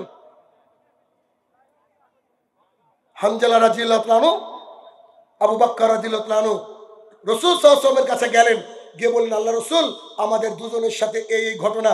তার আগে বাক্যটা এরকম করে আছে, হাদিসের ভাষাটা। হানজালা রাদিয়াল্লাহু তাআলা আনহুকে দেখে আল্লাহ রসুল বলছেন, হানজালা খবর কি? তো বলছে যে হানজালা মুনাফিক, নিজে বলছে। তখন বলছে ছি ছি ছি, বলো কি? তুমি আবার মুনাফিক হতে যাবা কেন? তো বলছে আপনার সামনে থাকলে ঈমান বাড়ে, আপনার সাথে সামনে থাকলে জান্নাতের ভেতরে আকাঙ্ক্ষা হয়, জাহান্নামের ভয়ে ভীত হয়ে থাকি, আর বাড়িতে গেলে যে ঈমানই থাকে না, জান্নাত জাহান্নামের কথা ভুলে যাই, স্ত্রী ছেলে মেয়ে নিয়ে ব্যস্ত হয়ে পড়ি। আল্লাহ রসুল আমি কি মুনাফিক না? তখন রাসূল সাল্লাল্লাহু আলাইহি ওয়াসাল্লাম বলছেন, ও আবু বকর, ও হানজালা, তোমরা দুজন শুনে রাখো, আমার সামনে থেকে যেমন ঈমান তোমাদের আসে, এই ঈমানটা যদি বাড়িতে গিয়েও থাকতো, স্বয়ং ফেরেশতা এসে তোমার সাথে সাক্ষাৎ করে হ্যান্ডশেক করত। তার মানে তুমি মসজিদে আসার পরে তোমার যে ঈমান, এই ঈমানটা যদি বাড়িতে থাকে, ফেরেশতা সরাসরি এসে তোমার সাথে কি করবে? হ্যান্ডশেক করবে, তোমার সাথে মুলাকাত করবে, তোমার সাথে সাক্ষাৎ করবে। অতএব তোমরা কষ্ট পাইও না, দুঃখ পেও না, এটা মানব জাতির চরিত্র এমন। তবে তোমরা যে বিষয়টা এনেছো এটা খুব ভালো লাগলো আমার কাছে। কজন মসজিদ থেকে গিয়ে ভেবেছি, কজন জুমার সালাত আদায় করার পরে ভেবেছি আল্লাহ আগামী জুমা আসতে আসতে আমার অন্তরের হালাত কি? বলেন কে কে ভেবেছি আমরা এটা? বলেন আছে কেউ? হানজালা রাদিয়াল্লাহু তাআলা কে জানেন? বলবো? আরে মানুষ বক্তৃতা শুনে ভাই, মানুষ বক্তৃতা শুনে কিন্তু পরিবর্তন হয় না, এ দিয়ে কোনো উপকার হবে না জাতির। দেখেন তো কে? উহুদের প্রান্তরে তুমুল যুদ্ধ চলছে, সাহাবায়ে কেরাম বীর দর্পে যুদ্ধ করছেন। যুদ্ধ করতে করতে করতে অনেক সাহাবী শহীদ হয়ে গেছেন। বহু বেদিন বেঈমানরা চলে গিয়েছে পরপারে। প্রায় ৭০ থেকে ৭২ জন আল্লাহ রাসূলের সাহাবী উহুদের প্রান্তরে শুয়ে লুটিয়ে পড়ে আছে। রাসূলুল্লাহ সাল্লাল্লাহু আলাইহি সাল্লাম এবং সাহাবায়ে কেরাম সবাইকে খুঁজতে লাগলেন, কে আল্লাহর জমিন থেকে চলে গিয়েছে, কোন আমাদের ভাই চলে গিয়েছে। পরে জানা যায় খালিদ বিন ওয়ালিদকে এই হানজালা রাদিয়াল্লাহু তাআলা আনহু তরবারি উঁচিয়েছে। খালিদ বিন ওয়ালিদ কিন্তু তখন ইসলাম গ্রহণ করেননি, খুব অন্যায় করেছিলেন। ইসলাম গ্রহণের আগ পর্যন্ত তিনি লিডার ছিলেন তাদের। তো তিনি তরবারি উঁচু করেছেন, খালিদ বিন ওয়ালিদকে শেষ করব। হানজালা রাদিয়াল্লাহু তাআলা আনহু তরবারি যে উঁচু করেছেন, উঁচু করার সাথে সাথে পেছন থেকে একজন এসে তার গলাটাকে নামিয়ে দিয়েছে। পেছন থেকে তরবারির আঘাতে তাকে শেষ করে দিয়েছে, তিনি মাটিতে পড়ে গিয়েছেন। সাহাবায়ে কেরাম সবারই লাশকে খুঁজলেন, সব সাহাবী জান্নাতি সাহাবী খুঁজে খুঁজে খুঁজে রাসূল সাল্লাল্লাহু আলাইহি ওয়াসাল্লামের কাছে একজন সাহাবী গিয়ে বলছেন, আল্লাহ রাসূল, একটা দৃশ্য ভিন্ন রকম দেখলাম। দৃশ্যটা কি? তো বলছে যে সবাইকে দেখলাম লাশ হয়ে পড়ে আছে, কিন্তু হানজালা রাদিয়াল্লাহু তাআলা আনহুর দেহ থেকে টপ টপ টপ টপ করে ঘামের মতো পানির মতো কি পড়ছে, ঘামের মতো পানির মতো কি পড়ছে। তো তিনি বললেন, রাসূল সাল্লাল্লাহু আলাইহি ওয়াসাল্লাম বলছে কোথায়, কোন জায়গায়? তখন রাসূল সাল্লাল্লাহু আলাইহি ওয়াসাল্লাম তার সামনে দাঁড়িয়ে তার দৃশ্য দেখার পরে বলছে, তোমরা কি জানো, তোমরা কি জানো এই হানজালা রাদিয়াল্লাহু তাআলা আনহু সদ্য বিয়ে করেছে, বাসর রাত করার পরে তার আর সহ্য হয়নি, আল্লাহ রসুলের ডাকে যুদ্ধে যেতে হবে, তাই তিনি বাড়ির থেকে বেরিয়ে গিয়েছেন। তার স্ত্রীর কপালে একটা চুমা দিয়ে চলে গিয়েছেন, যুদ্ধের ময়দানে গিয়ে শহীদ হয়ে গিয়েছেন। শহীদ হওয়ার পর তার যে দাফন কাফন করতে হবে, শহীদরা যেখানে মারা যায় ওখানে দাফন কাফন করে, ওই অবস্থায় দাফন কাফন করে। তার স্ত্রী এসে রাসূল সাল্লাল্লাহু আলাইহি ওয়াসাল্লামকে বললেন, তিনি সহবাস করে রেখেছিলেন, তিনি তার ফরজ গোসল দরকার, তাকে ফরজ গোসল করা দরকার ছিল। রাসূল সাল্লাল্লাহু আলাইহি ওয়াসাল্লাম বললেন, তোমরা টেনশন করিও না, তোমরা চিন্তা করিও না, আল্লাহ তাআলার ফেরেশতা আমার হানজালা রাদিয়াল্লাহু তাআলা আনহুকে গোসল করিয়ে দিয়েছে। সুবহানাল্লাহ। আল্লাহর জমিনে দুজন মানুষকে ফেরেশতা গোসল করিয়েছেন। ফেরেশতারা এক হানজালা রাদিয়াল্লাহু তাআলা আনহু, আর দ্বিতীয় রাসূলুল্লাহ সাল্লাল্লাহু আলাইহি ওয়াসাল্লামের চাচা, যিনি উহুদের যুদ্ধে শহীদ হয়ে যায়। বলেন তো নাম কি? আমির হামজা রাদিয়াল্লাহু তাআলা আনহু। কি সৌভাগ্য তাদের! আমি এই বাক্যটা ভাবতে ভাবতে সারা হয়ে যাই, যে মানুষকে ফেরেশতা এসে গোসল করায়, সেই মানুষটা একটু ঈমানটা এদিক ওদিক হলে সে মানুষ ছুটে যায় আর বলে আমি মুনাফিক, আমি মুনাফিক, আমার ঈমানটা বোধহয় এদিক ওদিক চলে গেল। কি পরিস্থিতি, কি পরিস্থিতি! আর আমাদের অবস্থা কি বলেন? এই ঈমান আমাদের, এই ঈমান হানজালা রাদিয়াল্লাহু তাআলা আনহুর ঈমানের এক কোণা ঈমান আমাদের আছে। কি করবেন জালসা শুনে, কি করবেন ভিড় করে? বলেন কি উপকার, যতক্ষণ না নিজেকে আমরা পরিবর্তন করতে পারছি। এই জন্য কষ্ট হয়, তাই কথাগুলোকে বলছি। কথাগুলোকে বিবেক দিয়ে নেবেন, অন্তর দিয়ে নেবেন এবং টার্গেট করে যেতে হবে এই মাঠ থেকে যে আজকের পর থেকে ইনশাল্লাহ কালকে থেকে 2 রাকাত হলেও তাহাজ্জুদ পড়বো আর আল্লাহর রাস্তায় কামবো ইনশাল্লাহ। রাস্তা নেই বাঁচার, বিশ্বাস করেন। সাহাবী যদি এরকম বলতে থাকে আমাদের কি অবস্থা হবে বলেন, আমাদের কি হবে? আল্লাহ আল্লাহ আমাদেরকে ক্ষমা করুন। খাব্বাব ইবনুল আরাত রাদিয়াল্লাহু তাআলা আনহু, খাব্বাব ইবনুল আরাত রাদিয়াল্লাহু তাআলা আনহু তিনি যখন দ্বীন ইসলাম গ্রহণ করলেন, বেশিরভাগ ঐতিহাসিকগণ বলছেন তিনি সম্ভবত 6 নম্বরে ইসলাম গ্রহণ করেছেন। 6 নম্বরে, প্রথমের দিকে যারা ইসলাম গ্রহণ করেছেন 6 নম্বরে, মেবি 6 নম্বরে ইসলাম গ্রহণ করেছেন। তো তিনি একমাত্র সাহাবী ইসলাম গ্রহণ করার পরে প্রকাশ্যে ঘোষণা করেছে যে আমি ইসলাম গ্রহণ করেছি। প্রকাশ্যে। তিনি তরবারি তৈরি করতেন, তরবারি, কামারের কাজ করতেন, তরবারি তৈরি করতেন। তিনি যখন দ্বীন ইসলাম গ্রহণ করলেন, শিবা নামের একজন ব্যক্তি, তার মা তাকে পাঠালো যাও ওই বাড়িতে, সে নাকি ধর্মত্যাগ করেছে। তো তিনি এসে তাকে এত মার মারলেন, গোটা একটা গ্রুপ ইয়াং ছেলেকে নিয়ে এসে লাথি কিল ঘুষি মারতে মারতে বেহুশ করে দিয়েছে। খাব্বাব রাদিয়াল্লাহু তাআলা আনহুকে এত মার মেরেছে তিনি বেহুশ হয়ে গেছে। এরপরে তিনি আবার সুস্থ হয়ে আল্লাহ রসুলের কাছে গিয়েছে।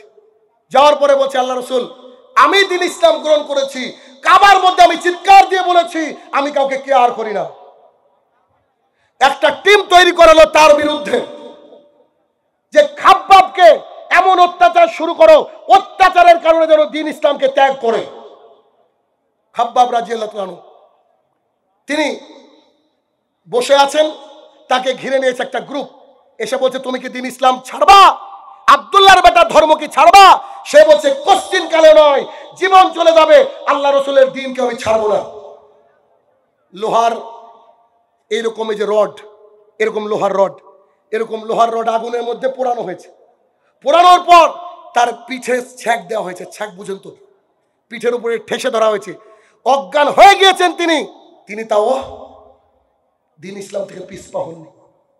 একদিন তিনি আর পুরো দেহের পোশাক খুলে নিয়ে লোহার মুকুট মাথার মধ্যে চড়িয়ে দিয়ে গনগনে বালুর উপরে দাঁড় করিয়ে দিয়ে আবু জেহেল উতবা সাইবা খেলা দেখছে। রাসূলুল্লাহ সাল্লাল্লাহু আলাইহি সাল্লাম সেই রাস্তা দিয়ে যাওয়ার সময় বলছেন ও খাব্বাব ইবনুল আরাত, আমি তোমার জন্য আজকে কিছু করতে পারছি না, কত সত্য, তুমি যদি ধৈর্য ধারণ করতে পারো আমি আশাবাদী যে আল্লাহ তাআলা তোমার জন্য জান্নাতে ঘর নির্মাণ করবে। খাব্বাব রাদিয়াল্লাহু তাআলা আনহু উমর রাদিয়াল্লাহু তাআলা আনহুর কাছে গেলেন। উমর রাদিয়াল্লাহু তাআলা আনহু খাব্বাব রাদিয়াল্লাহু তাআলা আনহুকে বলছেন, আরে এই বাক্যটা আমার কাছে খুব কঠিন মনে হয়, দেখেন তো আপনাদের কাছে কেমন লাগে। খাব্বাব রাদিয়াল্লাহু তাআলা আনহু উমর রাদিয়াল্লাহু তাআলা আনহুর কাছে গিয়েছেন। উমর রাদিয়াল্লাহু তাআলা একটা আসন, আসন বুঝেন কি, বসার ছোট্ট পাটির মতো, আজকাল মেহমান আসলে মানুষকে দিত, তো এই আসনটাকে এইভাবে পেতে দিয়েছেন উমর রাদিয়াল্লাহু তাআলা আনহু। উমর রাদিয়াল্লাহু তাআলা আনহু বলছেন, খাব্বাব এই আসনে যদি আল্লাহর জমিনে কেউ বসার হকদার থাকে, 1 নম্বর আছে বিলাল। এর মতো অত্যাচার কেউ সহ্য করেনি আল্লাহর জমিনে, বিলালের মতো অত্যাচার কেউ সহ্য করেনি। 2 নম্বরে তুমি, তাই তোমাকে আমি দিচ্ছি, তুমি এই এর উপরে বসো, এই আসনটার উপরে বসো। 1 নম্বরে বিলাল, 2 নম্বরে খাব্বাব রাদিয়াল্লাহু তাআলা আনহু। খাব্বাব রাদিয়াল্লাহু তাআলা আনহু বলছেন কেন? বিলালকে অত্যাচার করেছে সবাই দেখেছে, আমি কি অত্যাচারিত হইনি? উমর রাদিয়াল্লাহু তাআলা আনহু বলছেন তুমি কত অত্যাচারিত হয়েছো? কই, তুমি তো খুব একটা অত্যাচারিত হওনি। খাব্বাব রাদিয়াল্লাহু তাআলা আনহু পিঠের চাদরটাকে সরিয়ে দিলেন, পুরো পিঠটা কালো, এরকম লোহার শিক দিয়ে পুরো পিঠটাকে শেষ করে দিয়েছে। উমর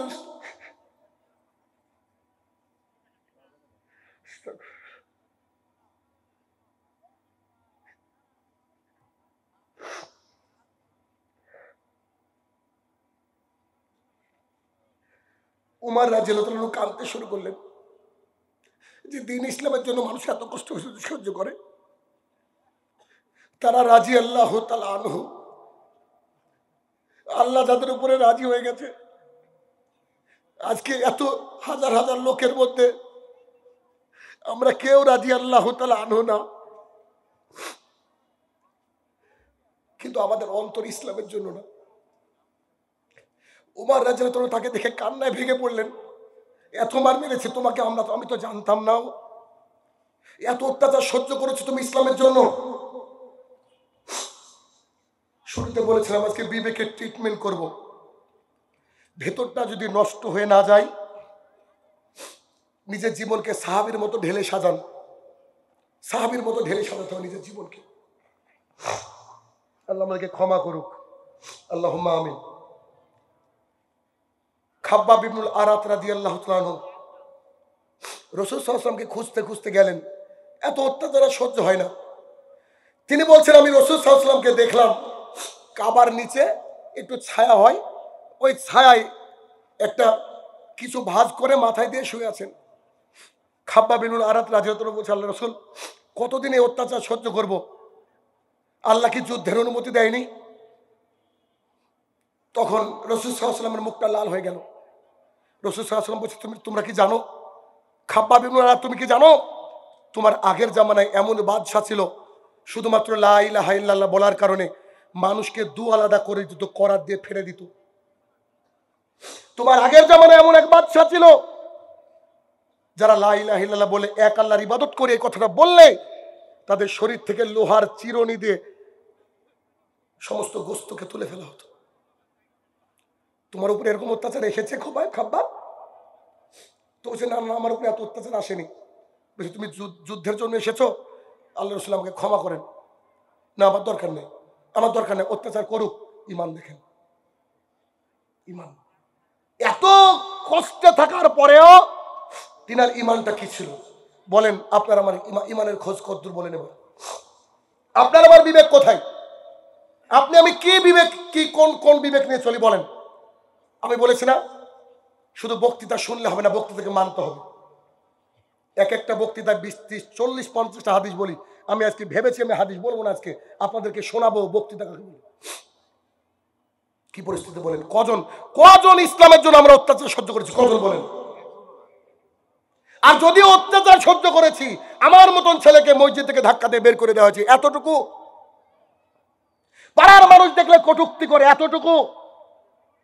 সভাপতি দেখলে একটা ধাক্কা মেরেছে, এতটুকু।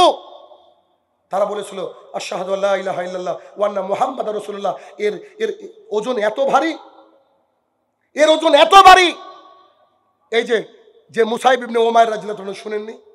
কোটিপতি ঘরের সন্তান, একটা পোশাক 3 দিনে বেশি পরতেন না, এমন সেন্ট মাখতেন মক্কার বুকে, ওই সেন্ট কেউ চোখে দেখতো না, এত হাইলি এডুকেটেড অ্যান্ড কোটিপতি।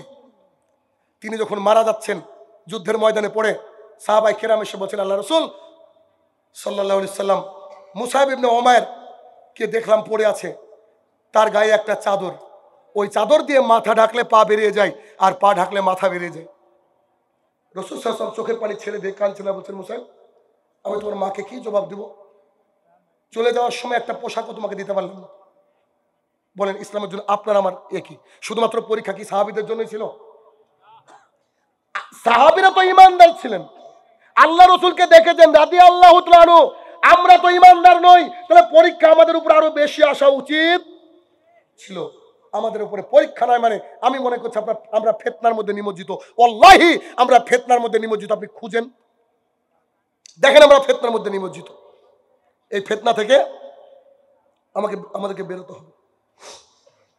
আব্দুল্লাহ ইবনে হুযায়ফা রাদিয়াল্লাহু তাআলা আনহু, নাম শুনেছেন?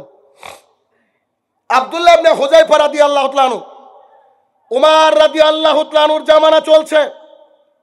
ঠিক এইরকম পরিস্থিতিতে উমর রাদিয়াল্লাহু তাআলা আনহু যুদ্ধে পাঠিয়েছেন রোম দেশে। অনেক আল্লাহ রাসূলের সাহাবী যুদ্ধে ধরা পড়ে গিয়েছে। তখন রোমের সম্রাট বলছে সাহাবীদেরকে ডাকো তো, দেখি কেমন রাসূলের সাহাবী। ওর মধ্যে খুঁজতে খুঁজতে দেখছেন আব্দুল্লাহ রাদিয়াল্লাহু তাআলা আনহুর চেহারাটা খুব মিষ্টি ছিল, খুব সুন্দর চেহারা। তো এই মিষ্টি চেহারা নিয়ে যখন তিনি তার সামনে গিয়েছেন, আরে রাসূলের সাহাবী এত সুন্দর দেখতে, তো তো সেই বাদশাহ বলছে, যে বাদশাহ মুসলমানকে হারিয়ে দিয়েছে, ওই সৈন্য দলকে বন্দি করে রেখেছে, সেই বাদশাহ বলছে, শোনো, তোমাকে আমার পছন্দ হয়েছে, আমার মেয়ের সাথে তোমাকে বিয়ে দেব, কিন্তু শর্ত একটা, লা ইলাহা ইল্লাল্লাহ ছেড়ে খ্রিস্টান ধর্ম গ্রহণ করতে হবে। আব্দুল্লাহ রাদিয়াল্লাহু আনহু বলছেন, অসম্ভব, আমি আমার লা ইলাহা ইল্লাল্লাহকে ছাড়তে পারবো না, অথচ আপনি চায়ের দোকানে বসে লা ইলাহা ইল্লাল্লাহকে বিক্রি করে দেন। ভোটের আগের দিন 500 টাকায় আপনার ইমান বিক্রি হয়ে যায়, একটা শাড়িতে আপনার ইমান বিক্রি হয়ে যায়। একটু কেউ গুতা দিয়েছে বাইরে থেকে, যা সব গেল, দাড়িটা ঠিক চেয়েছে, হিন্দু হয়ে বসে আছে। সাহাবীর কথা দেখেন। আব্দুল্লাহ রাদিয়াল্লাহু আনহু বলছেন, কখনোই নয়। তখন বাদশাহ বলছেন, আমার মেয়ের সাথে তো বিয়ে দিব, আমার মেয়ে খুবই সুন্দরী, আর আমি তোমাকে আমার সম্পদের অনেকটা দান করব, প্রায় অর্ধেকটা দান করব, বলো তোমার মতামত কি?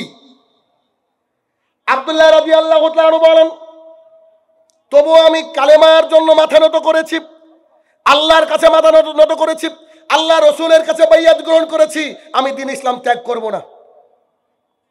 বাদশার চরম রাগ হয়ে গেল।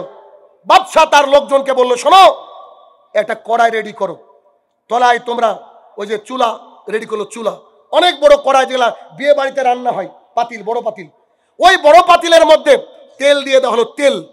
এবার তেলকে ফুটানো হচ্ছে, টকবক টকবক করছে। বাদশাহ বলছেন, শোনো, তার রক্ষীকে বলছে, ওই তেলের মধ্যে একজন দুজনকে ছুঁড়ে মারবা, তার সহপাঠীদের মধ্যে, সাথের লোকের মধ্যে ছুঁড়ে মেরে সে যদি ভয় খায় আমার কাছে নিয়ে আসবো। আব্দুল্লাহ রাদিয়াল্লাহু আনহু বয়স কত ছিল জানেন? এই যে ইয়াং ছেলেগুলো বসে আছে না, এদের মতো বয়স, 18 থেকে 22। তিনি জীবন দিচ্ছেন আর আমরা পাবজি খেলছি। তিনি জীবন দিচ্ছেন আমরা মহিলাদের পিছনে, তিনি জীবন দিচ্ছেন আমরা ইয়াবা সেবনে ব্যস্ত।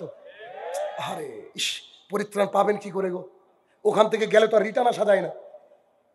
আব্দুল্লাহ রাদিয়াল্লাহু আনহু দাঁড়িয়ে আছেন, তিনার সামনে দুজন ব্যক্তিকে তেলের কড়াইয়ের মধ্যে দিয়ে দেওয়া হলো, একটু নড়লো তারা, কোস্তগুলো আলাদা হয়ে গেল, হাড়গুলা ভেসে উঠল চোখের সামনে।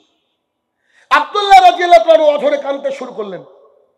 তার দেহরক্ষীরা তাকে ধরে নিয়ে গিয়ে বলছে, বাদশাহ, মনটা নরম হয়েছে বেচারা, মরতে দেখলে কার না মনটা নরম হয়ে যায়। তখন তিনি বললে, আচ্ছা, তাহলে তুমি আমার মেয়ের সাথে বিয়ে করতে রাজি? তো বলছে, না তো। তাহলে তুমি কান্না করছিলে কেন? বলছে, আসলে আমি কান্না করছিলাম এই জন্য, আমি আল্লাহকে মনে মনে বলছিলাম, আল্লাহ, বয়স তো বেশি হয়নি, 20-22 বছরের যুবক আমি, এত তাড়াতাড়ি তোমার জন্য জীবনটা দিয়ে দেব? যদি মরতে হয় তোমার রাস্তায় মরবো, আল্লাহ তুমি আমার একটা দোয়া কবুল করো, আমার দেহে যতগুলা পশম রয়েছে প্রত্যেকটা পশমের বিনিময়ে এক একটা আব্দুল্লাহ তৈরি করে দাও, প্রত্যেকটা আব্দুল্লাহ তোমার দিনকে রক্ষা করার জন্য মৃত্যুর কোলে ঢলে পড়বে।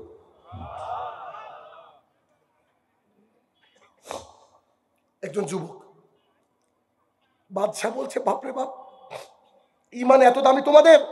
বলছে, হ্যাঁ। তখন বাদশাহ তাকে একটা অফার দিল। অফারটা কি জানেন? তুমি যদি আমার কপালে চুমু খাও, পারেনি বাদশাহ কিছু করতে, তুমি যদি আমার কপালে চুমু খাও, আমি তোমাকে ছেড়ে দেব। বলছেন, চুমু খেতে পারি একটা শর্তে।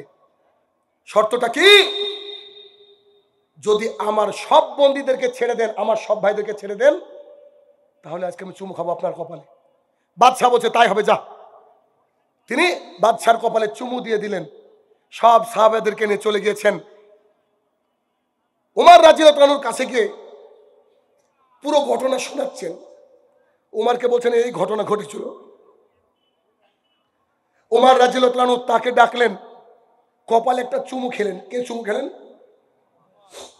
আপনি কি বুঝতে পারছেন উমরকে?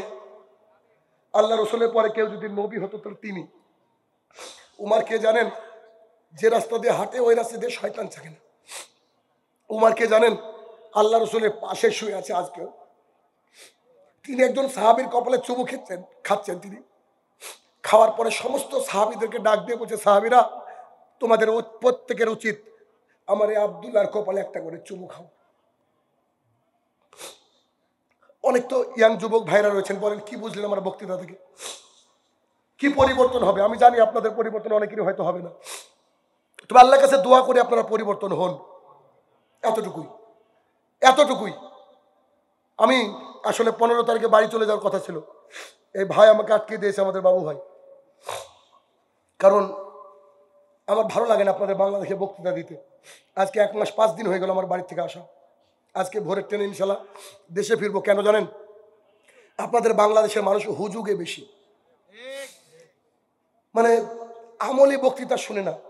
আমি একজনকে গালি দিচ্ছি, ও আমাকে গালি দিচ্ছে, মনে হচ্ছে আমরা জিতে গেছি। আরে সেও তো আমার মুসলমান ভাই, তাই না? তাকে আমরা শুধরানোর চেষ্টা করব। এই গুতাগুতিতে ইসলামটা একেবারে শেষ হয়ে গেছে, কারোর সামনে আর মুখ পাওয়া যায় না। সবচেয়ে নন্দিত জাতি আজকে নিন্দিত গন্তব্যে। এত উঁচু একটা জাতি আজকে আমরা রসাতলে চলে গেছি, একেবারে শেষে। আমাদের বিবেকটাকে জাগানোর জন্য কাজ করতে হবে, বিবেকটাকে। দেখেন আমরা এখানে যারা বসে আছি প্রায় সবাই আমরা যে কত অকৃতজ্ঞ। আল্লাহ সুবহানাহু ওয়া তাআলা কোরআনুল কারীমের মধ্যে বলেছে আমার প্রায় বান্দারা অকৃতজ্ঞ। দেখবেন আমি শায়নুর রহমান অকৃতজ্ঞ, আমি নাই বক্তৃতা দিচ্ছি। আজকে শত শত মানুষ যারা নারীরা প্রায় আমরা অকৃতজ্ঞ। নারীদের কথা মাথায় চলে আসলে একটা কথা না বললে নয়। নারীদের ঈমান কি দেখেন, রাসূলুল্লাহ সাল্লাল্লাহু আলাইহি ওয়াসাল্লাম উহুদের যুদ্ধে রাসূলুল্লাহ সাল্লাল্লাহু আলাইহি ওয়াসাল্লামের সাহাবী অনেকে ইন্তেকাল করেছেন উহুদের যুদ্ধে। একজন সাহাবী আল্লাহ রসুলের মতো দেখতে ছিলেন, আল্লাহ রসুলের মতো, তিনি মারা গিয়েছেন। এলাকায় চারিদিকে সংবাদ যে রাসূল সাল্লাল্লাহু আলাইহি ওয়াসাল্লাম মারা গিয়েছেন। একজন মহিলা বাড়ির থেকে দৌড়ে চলে আসছে। দৌড়ে আসার সময় সে একজন সাহাবীকে জিজ্ঞাসা করছে আল্লাহ রসুল কেমন আছে। একজন মহিলা তো বলছে যে আল্লাহ রসুল কেমন আছে মানে, তুমি কি জানো তোমার আব্বাকে শহীদ করে দেওয়া হয়েছে। মেয়েকে কি শোনাচ্ছে? তোমার আব্বাকে শহীদ করে দেওয়া হয়েছে। তখন মহিলাটা চিৎকার দিয়ে বলছে রসুল কেমন আছে। আরো একজন সাহাবী এসে বলছেন তোমার ভাইকে শহীদ করে দেওয়া হয়েছে। আরো একজন সাহাবী এসে বলছে মহিলা শোনো, তোমার স্বামীকে শহীদ করে দেওয়া হয়েছে। 3 জন, তার পৃথিবীতে আর কেউ নেই। স্বামী, ভাই আর বাবা চলে গেছে, কেউ নাই তার এই জমিনে তাকে দেখভাল করার। মহিলাটা চিৎকার দিয়ে বলছে আমি তোমাদেরকে জিজ্ঞাসা করছি আমার রসুল কেমন আছে। তোমরা বলছো ভাই মরেছে, বাপ মরেছে। আমি বলছি আল্লাহ রসুল কেমন আছে। তো একজন সাহাবী বলছে আল্লাহ রসুল সুস্থ আছেন, ভালো আছেন। মহিলা বলছে আলহামদুলিল্লাহ। তিনার কেউ নেই, তিনি বলছেন কি আলহামদুলিল্লাহ। কেন বলেছেন? আল্লাহ রসুল জীবিত আছে। রসুলের প্রতি ভালোবাসা, বুঝতে পেরেছেন? আরে কি পরিস্থিতি। ঘটনা বলি না সাধারণত, কিন্তু একজন ব্যক্তির কথা মাথায় আসলো, আপনাকে একটু বলি, দেখি বিবেকটা আপনার নাড়া দেয় কিনা। আমেরিকার একজন মানুষ 70 বছর বয়স। কার বয়স এখানে 70? এখানে কার 70? হাত তোলেন তো। ওই যে চাচা, সব পেকে গেছে, দেখেন চুল দাড়ি সব পেকে গেছে। আচ্ছা হাত নামান। 70 বছরের একজন মানুষ, কোটিপতি মানুষ, অনেক টাকার মানুষ। তিনার ওপেন হার্ট সার্জারি হচ্ছে আমেরিকার একটা বিখ্যাত হসপিটালে, নার্সিং হোমে, বিখ্যাত হসপিটালে। তো ডাক্তার বলেছে প্রচুর টাকা লাগবে এবং এই অপারেশন করতে গিয়ে 98% আপনি মারা যাবেন। আপনি যদি বন্ডে সই করেন দেন আই উইল ডু, আমি কাজ করব। তখন ডাক্তারকে বলছে যে কোনো মূল্যে আপনি আমাকে বাঁচান। অপারেশন সাকসেসফুল, আলহামদুলিল্লাহ। সাকসেসফুল হওয়ার পর একটু লোকটা যখন সুস্থ হয়েছে, ঠিক অপারেশনের বিল নিয়ে ডাক্তার সহ নার্স গিয়েছে তার কাছে। বিলটা দিয়ে বলছে দেখেন আপনার বিল, মাত্র 18 লক্ষ টাকা এসেছে। কত? তার কাছে কিন্তু 18 লক্ষ মাত্র। বলছে মাত্র 18 লক্ষ টাকা এসেছে বিল। লোকটা কাঁদতে শুরু করেছে, খুব কাঁদতে শুরু করেছে। তখন সেই ডাক্তার বলছে শোনেন প্লিজ ডোন্ট উইপ, কাঁদবেন না। যদি আপনার বিল বেশি হয় আমরা একটু কমাবো, যেহেতু আপনি অসুস্থ থেকে সুস্থতার দিকে যাচ্ছেন, এখন কাঁদলে আপনার অসুবিধা হবে, প্লিজ ডোন্ট ক্রাই, আপনি কাঁদবেন না। সেই লোকটার যে উত্তর দিয়েছিল সেই উত্তরটা আমার অন্তরটা ভরে আছে। এই জন্য আজকে আমি এখানে বলছি ঘটনা কি। সেই রোগী ডাক্তারকে জিজ্ঞাসা করছে, বলছে আমি কতক্ষণ অপারেশন থিয়েটারে ছিলাম। ডাক্তার বলছে 4 আওয়ার্স, 4 ঘন্টা যাবত অপারেশন করতে হয়েছে। ডাক্তার ভাবছে একটা, ও ভাবছে আর একটা। ও ভাবছে যে 4 ঘন্টায় এত টাকা, এর ভাবনা দেখেন। বুঝে আপনি 4 ঘন্টা আমাকে অপারেশন থিয়েটারে নিয়েছিলেন, তার বিল 18 লাখ টাকা। ডাক্তার বলছে জি, তার বিল 18 লক্ষ টাকা। লোকটা আবার কান্নায় ভেঙে পড়লেন, কান্না থামাতে পারছে না। কাঁদতে কাঁদতে কাঁদতে তিনি বলছেন, আল্লাহ, যে ডাক্তার তোমার এই হার্টের দায়িত্ব 4 ঘন্টা নিতে 18 লক্ষ টাকা লাগে, আমার 70 বছর বয়স, আমার এই হার্টটাকে তুমি সেভ করেছো, কই 1 টাকা তো চাওনি কোনোদিন। যদি তুমি একদিনের বিল চাইতো আমি তো দিতে পারতাম না। আল্লাহ, তুমি এই হার্টকে 70 বছর ধরে সংরক্ষণ করেছো তোমার আইসিইউর মাধ্যমে, কই তুমি তোমাকে 1 টাকা বিল পাঠাওনি, মাত্র 4 ঘন্টার বিল 18 লক্ষ টাকা। ভাবেন একবার, স্টেশনে একটা মানুষ শুয়ে আছে, তার পা নাই, আপনার আমার পা নাই। কখনো বলেছি আল্লাহ আমাকে দুটো সুন্দর পা দিয়েছো, আলহামদুলিল্লাহ। মানুষ অকৃতজ্ঞ দেখেন। কখনো বলেছি আল্লাহ আমার চোখ দুটোকে তুমি সুস্থতা দিয়ে পরিপূর্ণতা দান করছো, আলহামদুলিল্লাহ। অনেক মানুষের দুটো হাত দেয়নি আল্লাহ তাআলা, আমাদেরকে আল্লাহ তাআলা দুটো সুন্দর হাত দিয়েছে। কখনো কি বলেছেন কি আল্লাহ গো আমাকে এত দুটো সুন্দর হাত দিয়েছো, মাবুদ তোমার কাছে লাখো শুকরিয়া, আলহামদুলিল্লাহ। এত সুন্দর চেহারা দিয়েছো আল্লাহ, আলহামদুলিল্লাহ বলেছি কি কখনো? কত অকৃতজ্ঞ আমরা। বলেন তো, আমরা জান্নাতে আমার হিসাব ধরে না, তবে আশাবাদী আল্লাহর কাছে চাইতে হবে, কিছু করার নেই। তবে আমার জান্নাতে মানে হিসাবে ধরে না যে কি নিয়ে জান্নাতে যাবো। বলেন দেখি, একজন দাঁড়িয়ে বলেন যে আমি জান্নাতে যাওয়ার আমল করেছি। সম্ভব আমাদের দ্বারা বলা? সম্ভব নয়। তার মানে কি, আমাদেরকে বক্তৃতা শুনতে হবে, দ্বীন ইসলাম জানতে হবে বিবেক দিয়ে, আবেগ দিয়ে নয়। আবু হুরায়রা রাদিয়াল্লাহু তাআলা আনহু বলেন, রাসূলুল্লাহ সাল্লাল্লাহু আলাইহি সাল্লাম বলেছেন, গাভীর ওলান থেকে বাঘ থেকে দুধ বের করে যেমন গাভীর ওলানে দুধ ঢোকানো অসম্ভব, ঠিক তেমনি যেই চোখ আল্লাহ তাআলার ভয়ে কাঁদে, যেই চোখ আল্লাহ তাআলার ভয়ে কাঁদে, সেই চোখ জাহান্নামে যাওয়া তত কষ্টকর। বক্তৃতা না বুঝেননি, এই জন্য সুবহানাল্লাহ মুখ দিয়ে বেরোলো না। কথা বুঝাতে পারছেন আমি কি বলছেন? আবু হুরায়রা রাদিয়াল্লাহু তাআলা আনহু বলেন, রাসূলুল্লাহ সাল্লাল্লাহু আলাইহি সাল্লাম বলেছেন, গাভীর বাট থেকে দুধ বের করে যেমন ঢুকানো অসম্ভব, ঠিক তেমনি যেই চোখ আল্লাহ তাআলার ভয়ে কাঁদে, এই চোখ জাহান্নামের আগুনে ঢোকা অতই কষ্টকর। তার মানে যদি কোনো ব্যক্তি আল্লাহ তাআলার ভয়ে কাঁদে, ওই চোখ জাহান্নামের আগুনকে স্পর্শ করবে না। অতএব বক্তৃতা আর লম্বা করব না, মাঝে একটু একটা কথা বলি। সেটা হচ্ছে, আনাস রাদিয়াল্লাহু তাআলা আনহু বলেন, রাসূলুল্লাহ সাল্লাল্লাহু আলাইহি সাল্লাম বলেছেন, আল্লাহ তাআলা বান্দার উপরে রেগে থাকেন, বান্দা যখন আল্লাহর রাস্তায় কিছু অর্থ দান করে, আগুন দাউ দাউ দাউ দাউ করে জ্বলছে, ওর মধ্যে পানি দিলে যেমন আগুন দপ করে নিভে যায়, দান সাদাকা যখন মানুষ করে, সঙ্গে সঙ্গে আল্লাহ তাআলার যে রাগ তা একেবারে পানির মতো, মানে আগুনে পানি পড়ার মতো দপ করে নিভে যায়। তার মানে আমাদের বাঁচার রাস্তা এক, নিজেকে নিয়ে কান্নাকাটি করতে হবে, আল্লাহ তাআলার ভয়ে কাঁদতে হবে। যখন সবাই ঘুমিয়ে থাকে তখন উঠে মিনিমাম 2 রাকাত সালাত আদায় করতে হবে, নিজের পাপের জন্য আল্লাহর কাছে কাঁদতে হবে। 2, আল্লাহর জমিনে বেশি কর্ম করলে বেশি টাকা ইনকাম করা হয়, এ কথা মিথ্যা। আল্লাহ যাকে অর্থ দেয় সেই কেবল অর্থের মালিক। কেমন? একটা লোক প্রতিদিন 1 লক্ষ টাকা করে ইনকাম করে, তাকে আপনি আপনার বাড়িতে নেমন্তন্ন করেছেন, 3-4 রকমের মিষ্টি এনেছেন, বগুড়া থেকে দই আনিয়েছেন, ইন্ডিয়া থেকে গরুর গোস্ত আনিয়েছেন, চাপাই থেকে হাঁসের গোস্ত আনিয়েছেন, কত না কি আইটেম করেছেন। এবার চাচাকে বলছেন, চাচা এখন আপনি খান। চাচা বলছে, বেটা I am suffering from diabetes. চাচা প্রতিদিন 1 লাখ করে ইনকাম করে, অথচ চাচা বলছে, বেটা আমি ডায়াবেটিসের রুগী, বলছিলাম করলা ভাজা নাই। বুঝতে পেরেছেন?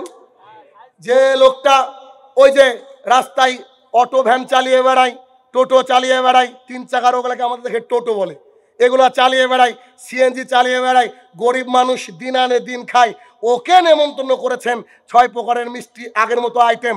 তাকে বলা হচ্ছে জনাব কি দিব বুঝে সব ডবল ডবল দেন। রুজির মালিক আল্লাহ সুবহানাহু ওয়া তাআলা। যদি আল্লাহর জমিনে বেশি কাজ করে বেশি অর্থ পাওয়া যেত, গার্মেন্টসের শ্রমিকরা সবচেয়ে বেশি কোটিপতি হতো। আল্লাহর জমিনে বেশি কাজ করলে বেশি ইনকাম যদি হতো, ইটভাটার শ্রমিকরা তাহাজ্জুদেরও আগে উঠে তারা বেশি টাকার মালিক হতো। তার মানে আপনার আমার পকেটে ব্যাংকে যে টাকা আছে এগুলো আমাদের না, আল্লাহ আমাদেরকে দিয়েছেন ফর টেস্ট, পরীক্ষা করার জন্য। আল্লাহ দিয়ে বলছে দেখি শাহিনুর রহমানের ক্ষমতা কি, দেখি আব্দুর রহমানের ক্ষমতা কি, আমার রাস্তায় দান করে কি করে না আমি দেখি। এরা আল্লাহ তাআলা দেখে, এরা আল্লাহ তাআলা দেখতে চাই।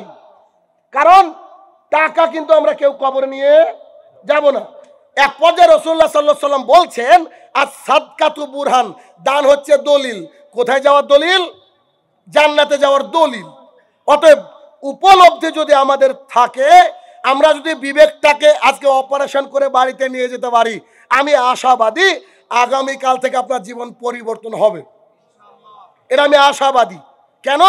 রাসূলুল্লাহ সাল্লাল্লাহু আলাইহি ওয়াসাল্লাম সালাত আদায় করছেন, হাদিসের রাবি সম্ভবত মুগিরা ইবনে শুবা রাদিয়াল্লাহু আনহু, ভুলও হতে পারে।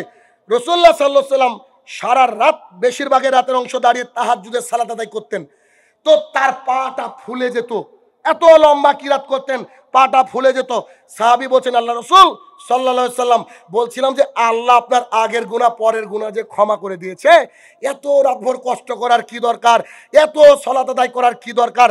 তখন মুহাম্মদ সাল্লাল্লাহু আলাইহি ওয়াসাল্লাম বলছেন, শোনো মুগিরা ইবনে শুবা, আরে আমি আল্লাহর বান্দা, আমি আল্লাহর দাস, আমি তো কৃতজ্ঞতা প্রকাশ করতে পারি। যার আগের গুনাহ মাপ, পেছনের গুনাহ মাপ, তিনি কি বলছেন? তিনি একদিনও তাহাজ্জুদ ছাড়েন না। বলেন বেড়া পাবনা বা আশপাশে কার আগের গুনাহ মাপ আছে? বলেন যে পরের গুনাহ কি করে মাপ হবে? আমরা মানুষ এত অলস, এগুলো বুঝতে পারি না, এগুলো বুঝতে পারি না। আবু হুরায়রা রাদিয়াল্লাহু তাআলা আনহু বলেন রাসূলুল্লাহ সাল্লাল্লাহু আলাইহি ওয়াসাল্লাম বলেছেন, আমি প্রতিদিন মিনিমাম কমপক্ষে 70 বার আল্লাহকে বলি আস্তাগফিরুল্লাহ ওয়া আতুবু ইলাইহি, অথবা আস্তাগফিরুল্লাহ আল্লাযী লা ইলাহা ইল্লা হুয়াল হাইয়ুল কাইয়ুম ওয়া আতুবু ইলাইহি। আমি 70 বারের উপরে তওবা ইস্তেগফার করি। আনাস রাদিয়াল্লাহু তাআলা আনহু বলেন রাসূলুল্লাহ সাল্লাল্লাহু আলাইহি ওয়াসাল্লাম বলেছেন, আমি প্রতিদিন 100 বার তওবা ইস্তেগফার পাঠ করি। আল্লাহ রাসূল তওবা ইস্তেগফার পাঠ করেন, যার আগেরও গুনাহ নাই পরেরও গুনাহ নাই। বলেন সকাল থেকে কজন পাঠ করেছি? না, হাত তোলার দরকার নেই, হাত তোলার দরকার নেই, আপনাকে আমি বুঝাচ্ছি। কারণ হাত তুলে তো আমার বক্তৃতা কি বুঝলেন, আবার তো রিয়া হয়ে যাবে। কথা বুঝেননি কি বলছি আমি? তাহলে কি হলো? মিনিমাম তওবা করতে হবে। কতবার? 100 বার। রাসূলুল্লাহ সাল্লাল্লাহু আলাইহি ওয়াসাল্লাম বলেন, তোমরা কি জান্নাতে ঘর চাও? সাহাবীরা বলছে জি চাই। তো বলছে প্রতিদিন 10 বার করে কুল হুয়াল্লাহু আহাদ পড়ো। 3 মিনিটও লাগে না। 10 বার সূরা ইখলাস পাঠ করতে 3 মিনিটও লাগে না। অথচ হিসাব করে দেখেন এই লোকের মধ্যে 5 জন হয়তো নাই। আবু হুরায়রা রাদিয়াল্লাহু তাআলা আনহু বলেন রাসূলুল্লাহ সাল্লাল্লাহু আলাইহি ওয়াসাল্লাম বলেছেন, কোন ব্যক্তি যদি সকাল বেলায় উঠে সাইয়্যিদুল ইস্তেগফার পাঠ করে। সাইয়্যিদুল ইস্তেগফার কে কে জানেন? এবার হাত তুলেন তো দেখেন। যত দূর মানুষ, আমার চোখই যাচ্ছে না কত দূর, তারপরে এই কোটা লোক জানে, হিসাবে তো এই কোটাই বলবো। সামান্য কিছু মানুষ হাত নামান। রাসূলুল্লাহ সাল্লাল্লাহু আলাইহি ওয়াসাল্লাম বলছেন, কোন ব্যক্তি যদি সকালে সাইয়্যিদুল ইস্তেগফার পাঠ করে সারা দিনের মধ্যে মরলে জান্নাত। কোন ব্যক্তি যদি মাগরিবের সময় সাইয়্যিদুল ইস্তেগফার পাঠ করে সারা রাতের মধ্যে মরলে জান্নাত। তাহলে আপনি আমি কোথায় যাব বুঝতে পারছেন? যদি এই আমল আমাদের মধ্যে না থাকে। বলছিলাম মাঝে যে আমাদেরকে বিবেক দিয়ে কাজ করতে হবে। আল্লাহর জমিনটা হচ্ছে একটা পরীক্ষা কেন্দ্র, আর এই পরীক্ষা কেন্দ্রে কেউ কখনো বিশেষ ক্যাডারে সবচেয়ে টপ অফ দ্য বয় বাংলাদেশের পরীক্ষার হলে 3 ঘন্টা গিয়ে বলে না যদি 1 ঘন্টা আরাম করে ঘুমায়, বলে? যতই ও ভালো স্টুডেন্ট হোক না কেন, ও কিন্তু একেবারে অ্যাটেন্টিভলি লিখতে থাকে, লেখা শেষ হয়ে গেলে লেখাগুলো দেখতে থাকে। আমরা আল্লাহর জমিনে যত দিন আছি অতটা সময় পরীক্ষার মধ্যে আছি। একটা সেকেন্ড দেরি করা যাবে না। শাহিনুর রহমান সাহেব যদি দেরি করা না যায় রাত্রেবেলা কি ঘুমাতে পাবো না? না, আপনি রাত্রেবেলা ঘুমাতে পাবেন না। ঘুমাতে গেলে কি করতে হবে? আল্লাহ রসুলের তরিকায়। কেমন?